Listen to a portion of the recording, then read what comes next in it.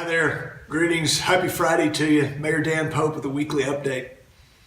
I want to spend a few minutes talking about our council meeting last night, and I'm going to refer to my notes today because there's quite a bit I want to say, and I don't want to miss out. You probably locally caught the information. We had quite a council meeting last night, and I want to talk about the two items that sparked the most interest. In fact, we had nearly 40 people make citizens' comments last night on two main issues, one being a sound ordinance and another being a proposed ordinance around payday lending.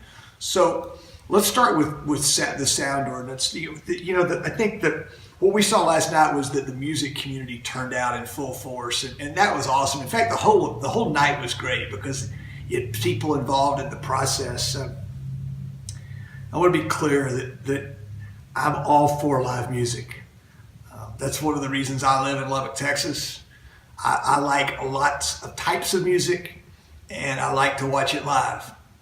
In fact, Lubbock needs to be the kind of place where we can nurture young, up-and-coming artists, and while at the same time appreciate folks like Garth Brooks, who by the way, sold out 4 shows in Lubbock this morning at United Spirit Arena in less than an hour. This is a music town, and it needs to stay that way. So the sound ordinance needs work.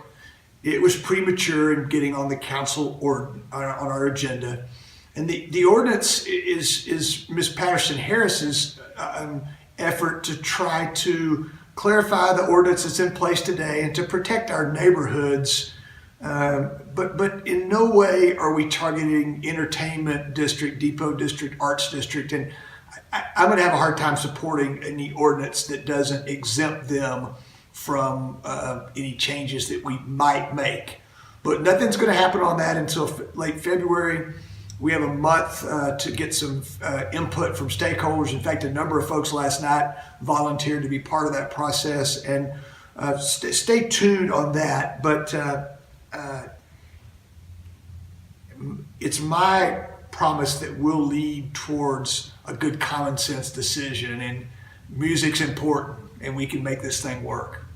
Second was last night was payday lending, and the advocates for payday lending were led by Juan Chaitis, the councilman in District 1, focused on the predatory nature of some payday lending or title lending, and certainly there is some predatory lending, and we heard examples of that last night, and it was a very passionate discussion, and Mr. Chaitis did a great job in leading that, and I really give him credit for standing up for his beliefs. And in fact, I agree that there is some predatory lending, but I don't agree that it's the city's job to regulate that.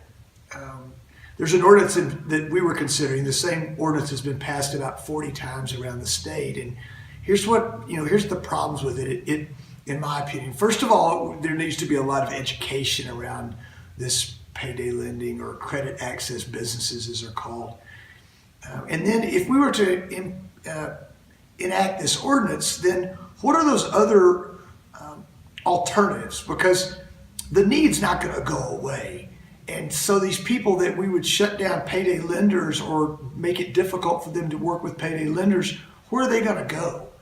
So you need viable alternatives. And finally, you need an ordinance that's enforceable. And the cities around the state have had a difficult time enforcing this ordinance. We don't have the resources to enforce it. In fact, we have enough trouble enforcing the laws that we have on the books, the codes that we have on the books. So it was a very good discussion. But I believe the council landed in the right spot, and it was a split vote last night. And if you've not watched the video, it might be worth going to the city website and checking it out. I hope that gives a little more context to both the sound ordinance and to payday lending. I'm thankful for each of you. I hope you have a great weekend. I really appreciate your comments, your notes, and your prayers. God bless you.